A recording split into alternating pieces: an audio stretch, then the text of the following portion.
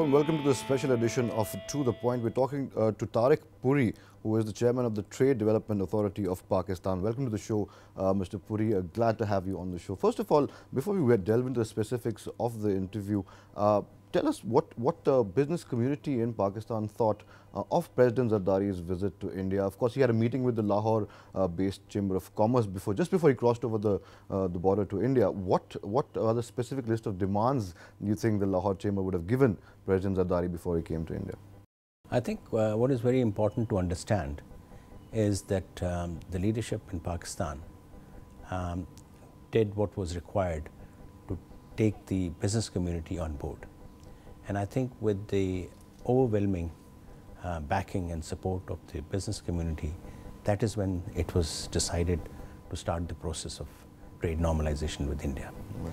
And I think that is the reason why it has moved so sure-footedly, because there was this mandate from the business communities, and this was very important because trade is going to impinge on the interests of both the countries' business people, and once they are comfortable, I think that's when there's going to be a win-win situation for both the business communities. We understand, of course, there are lots of issues that India and Pakistan have dealt with in the past and will deal with in the future as well. This process of trade normalization, which started when Anand Sharma crossed the border and then your Commerce Secretary also came and met our Commerce Secretary as well.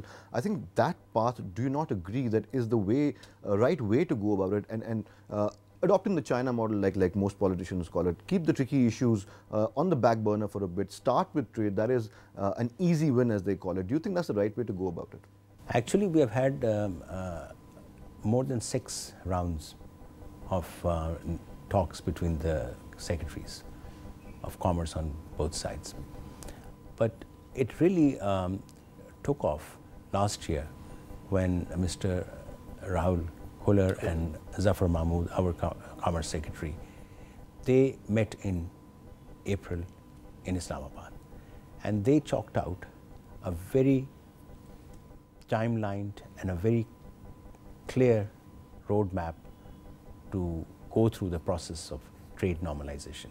And I think that was a very wise thing to do, and to have the schedule, and that is what has helped this trade normalization process. Right. They have stuck to the timelines. Both the sides have lived up to the commitments that they have made. And that is, I think, a sure recipe for success in the process. We'll get to the MFN in just a bit. Before that, I want to ask you about the non-tariff barriers and what impact would these normalization of trade ties, if I could call it that. Of course, it's just a beginning right now, and a lot more work needs to be done towards normalizing trade between the two countries. Pakistan has now moved on from a positive system to a negative list now. That list has about, I think, 1,209 items on that. They've also promised that that list will go completely by the end of December this year. Do you think, realistically talking, is there a chance that the cabinet will take that decision and give full-fledged MFN status to India by the end of December? I think it is very important to understand that though India had given the MFN status 16 years ago to Pakistan, but what was happening on ground was through the NTBs, which is the non-tariff barriers, you could see that the exports from Pakistan could never happen the way it should. Whereas India was exporting to Pakistan, and even today, if you look at the trade balance, which is highly in favor of India. I think it's 2.3 billion towards Yes, and what is also very important is that India was exporting, I would say, more than the normal trade, almost $3 billion through third countries. Right. So what did it mean? It meant that there is a demand in Pakistan of the Indian products, and it is competitive and it's quality. So the first thing that would happen once this trade normalization is taking place, and the second gate, which is going to be inaugurated by our 2 commerce ministers on the 13th, this will really boost the bilateral trade in a big way. What is very important, once again, is that the NTBs, I think India has been made to realize that they have to really think about removing and accommodating the imports from Pakistan. And as you know, that there have been 3 agreements which were signed during the visit of the Commerce Minister, Mr. Anand Sharma, to Pakistan. And this is the MRA, which is the Mutual Recognition Agreement, and the resolution of problems with the customs and the standards. Right. So I think there was definitely a realization on the part of India that we have to resolve these issues to facilitate trade, right, and facilitate imports. Because on the Pakistan side, I think we had liberalized the trade a lot earlier. And it's about mindsets. You see, the bureaucracy is covered by a mindset which really distorts the trade. right. So the customs and the standards and other officials on the Pakistan side, they have become very used to allowing. Do you see that mindset changing anytime soon? Of course, we know that this visit obviously helped both the countries. It started a process. Nothing substantial has been achieved yet, but it's a starting point. Do you think that mindset will change in the coming future, both sides? Well, that is the expectation, that the mindset will change, and I can assure you that the experience that we have had, and for which we are very grateful to the Ministry of Commerce, to the Ministry of Foreign Affairs, and to the particularly to the High Commission in Islamabad, the way they have handled this visit of a huge trade delegation and this exhibition. We have about almost 650 business delegates, both in the form of exhibitors and business delegation in New Delhi. Mr. Tariq Puri, hold that thought. We'll have to take a short breather right now. We'll come back and talk all things India-Pak trade. Don't go anywhere. Keep watching To The Point and Rajya Sabha Television. We'll be right back in just a minute.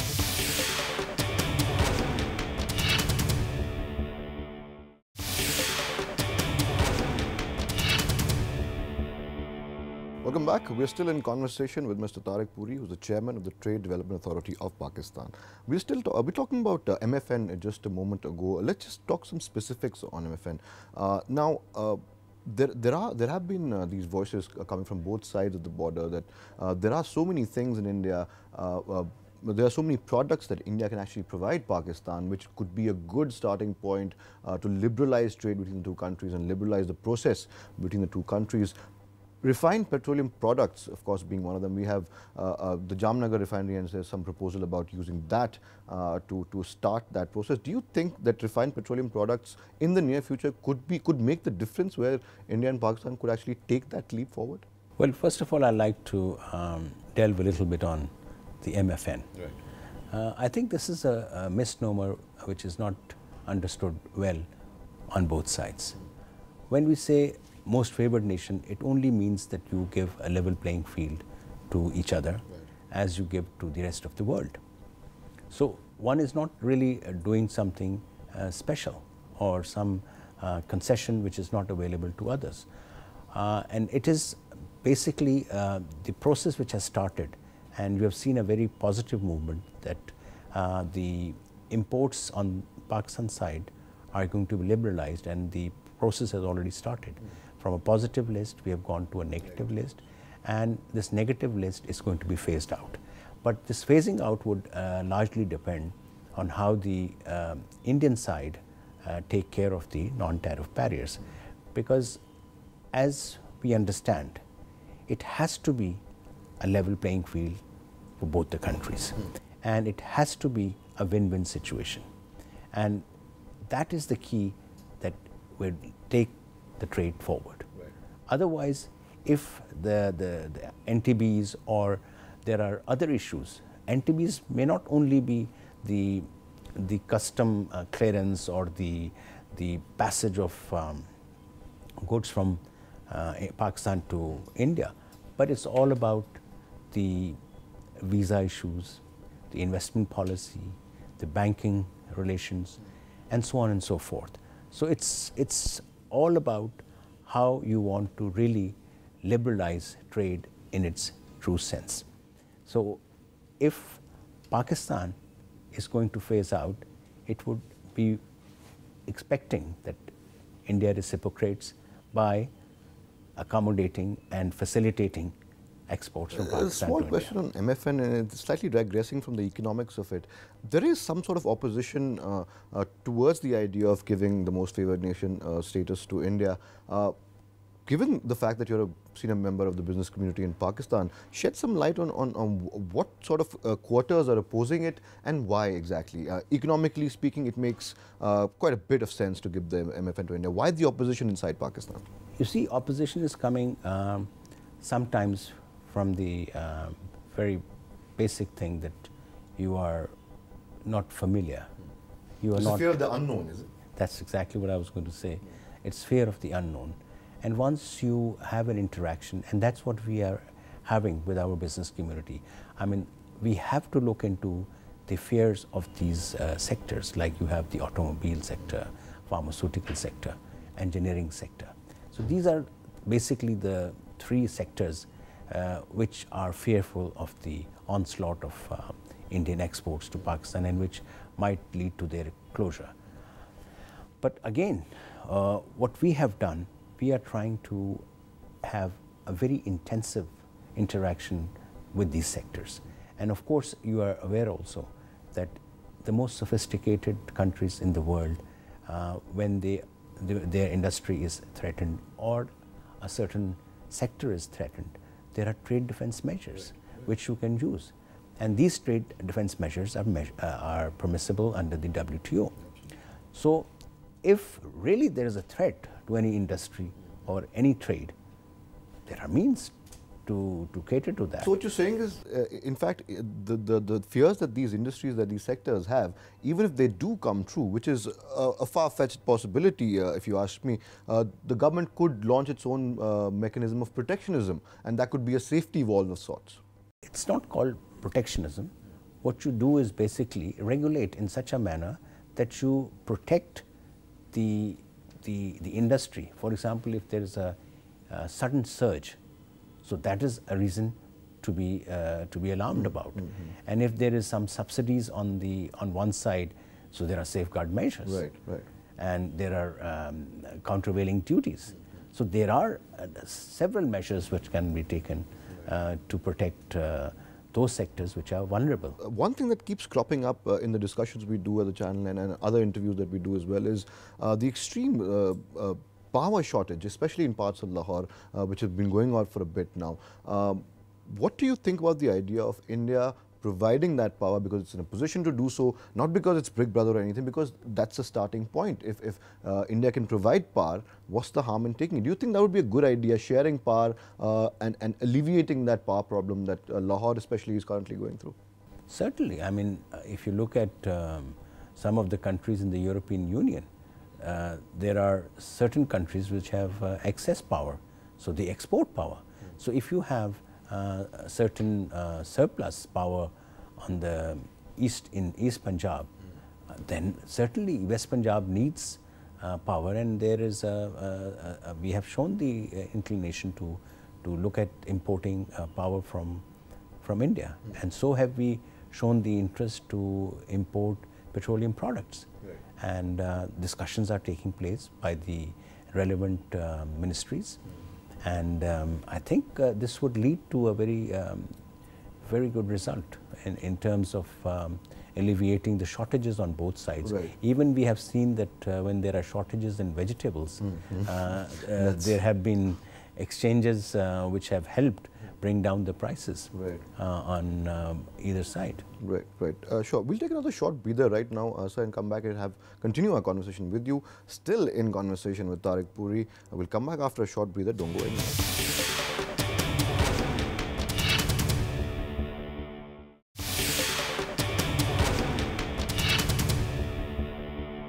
Welcome back. You're still with To The Point, and we're still with Tariq Puri.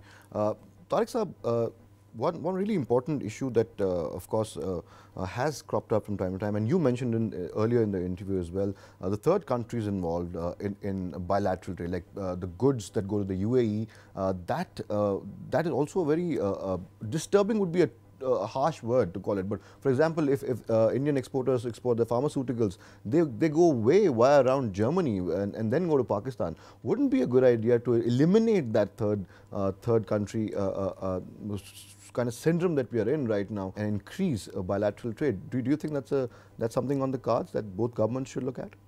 I think that is the first thing that would happen once the second gate opens at Wagah and trade normalization process moves on as it is going through. There would be a surge in your exports because all this third country export and the directed going via third countries, you would have a direct, and this would be reflected in the exports of India directly to Pakistan, and the import figures would certainly go up. But having said that, it would reduce the cost of the imports, and it would also reduce the burden on the consumer at the end of the day. So when we are talking of the businesses and we talk of trade, one should never forget that at the end of the day, it's the consumer, and we have to, whether it's India, Pakistan or any other country, we need to look at the interest of the consumer. And whatever is in the interest of the consumer, I think it's good for the country. Currently, the trade between the two countries is about 2.7 billion US dollars, and with a huge surplus towards India. I think 2.3 billion is the surplus towards India. Now, the figure that we are getting from our Commerce Ministry and statements from both sides is that because of these liberalization of trade ties and these visa restrictions that might be eased, it could touch about 6 billion in the next couple of years. Do you think that's a realistic target, first of all? That's a very realistic target, provided, as I said, all the commitments that are being made on each side are honored. And so far, as I said, all has been respected and the timelines have been met. And what is very important is to make sure that this is sure-footed, sustainable and irreversible. So this is the key to success of this process. Right. According to you, Mr. Puri, what are the three most important areas that India and Pakistan together jointly need to look and concentrate on immediately, starting from the Home Secretary's meet that's coming up right now? Of course, they'll be discussing, on the agenda would be liberalizing visa restrictions or easing visa restrictions. Of course, that would be very important. But what are the three core sectors that you see that has potential for increasing cooperation for India and Pakistan in the near future? You see, if you look at the visa regime to start with, and the restrictions on the visit to different cities, and the police reporting, I mean, these are really very restrictive measures, and this really inhibits any businessman to come and do business in the country. So once the visa regime is relaxed and all these restrictions are gone, and you have this flexibility for business people to visit each other's country, I think that by itself will create a boon which is never seen before. And it's all about changing the mindset. The mindset has to change. It's not about even allowing people to come into a country. I think the officials and the bureaucracy on both sides have to come out of that mold, that restrictive mold. Now, if you look at the SIM cards, the telephone, the cellular phone, now in both the countries, you cannot have a roaming facility, which is, I mean, in today's world, is very restrictive. Given the fact that the countries are so close by together. Exactly. So, I mean, this is a restriction, this is an NTB.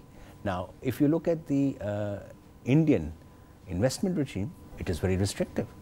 You do not allow Pakistani entrepreneurs to come and invest in India, whether it's the real estate or in setting up a business. Even if you have a spouse, which is a Pakistani spouse, that individual would not be able to buy any property which is purely Pakistan specific. Whereas in Pakistan, we have an investment regime which has been liberalized, and compared to India, it's very flexible. So we are persuading the Indian government, and I think the Ministry of Commerce is taking appropriate measures to see to it that the investment regime is put on an even keel. And also, what is very important is the banking. See, we have to have the services sector also liberalized. You can't only look at the trading in goods. I think equally important is the services sector. Something that India obviously is very strong. Very strong. For example, India's would be very well benefited if they were to outsource their IT contracts, where they find that Pakistan can be a very good partner, and they could provide the kind of competitiveness and the quality which is world class. Right. So, I mean, that's what I think should India and Pakistan should focus on. Going then back to the banking, insurance, shipping, right. all these are services where, and don't forget, if we allow at this moment relaxation in the visas for business, I mean, the days should not be far when we should also open up tourism. Right. And look at the limitless potential that we have in tourism and the interest on both sides to go to each other's country. Right. So, as I said, it's a step-by-step, block-by-block approach. Obviously, also, I think the people-to-people contact, as it goes along, as it improves, the government mindset can also change. But obviously, for that, people-to-people contact has to increase. Going back to the Zardari visit, Tariq Saab, if I could for 1 second, it looked like when President Zardari came to India, he was under a bit of pressure from the opposition inside Pakistan. It was ostensibly a private visit which turned into a mini summit of sorts. Of course, got lots of coverage from the Indian and international media as well. The powerful visual imagery that visit generated with Mr. Zardari's son Bilawal, of course, standing in the frame with the Prime Minister and Zardari himself. Do you think that powerful visual imagery broadcast back into Pakistan would kind of strengthen President Zardari's position there? How is the visit viewed in Pakistan? You'd obviously have a better idea than I do. Enlighten us on that. Yes, but on the trade normalization, let me say this, that all the political parties across this whole spectrum, barring one or two very small parties, they are in favor of trade normalization. So there is absolutely even Fazlur Rahman's party is for liberalization. Well, I wouldn't say that, but I mean, normally all the major political parties in Pakistan support the trade normalization because it is in the interest of both the countries to carry this agenda of economic well-being for their people. And if we have to really make progress economically and financially in the region, we need to do and concentrate on regional trade. And why take this issue is because if you look at the growth that we have seen in NAFTA, in EU and ASEAN, this has come out of the regional trade, where they are trading almost 50 to 60% amongst themselves. And in our region, there is a very small proportion of trade that we do amongst the SAARC. So I think it is very important that we should focus on the region, and not only SAARC. I mean, we are equally working as a trade promotion organization. I have concentrated and I've spent a lot of effort and time and finance to promote our business with China. And China, with whom we have an FTA, when we were negotiating and we were going to implement, there was again a huge fear of the unknown, and everyone thought in Pakistan that China would swamp the market, would destroy all the industries, but it's not happened. And what is happening today is, since in China the cost of production, manufacturing is going up, now we have turned the tables. Now we are beginning to export, export a number of commodities and products which we were importing. Now we are exporting to China. And China and India are one of the largest consumer markets in the region. So if we are to trade with EU and the United States such a long distance, why can't we have trade with India, China, Afghanistan, Right. Iran, GCC, Makes CIS. perfect economic sense, of course, also makes political sense as well. Thank you so much, Tariq Puri, for talking to Rajya Sabha Television. That was Tariq Puri, Chairman of the Pakistani Trade Development Authority in India, for a brief visit. That's all we have from To The Point this week. Till next time when we get you another special edition of To The Point. Thank you and goodbye.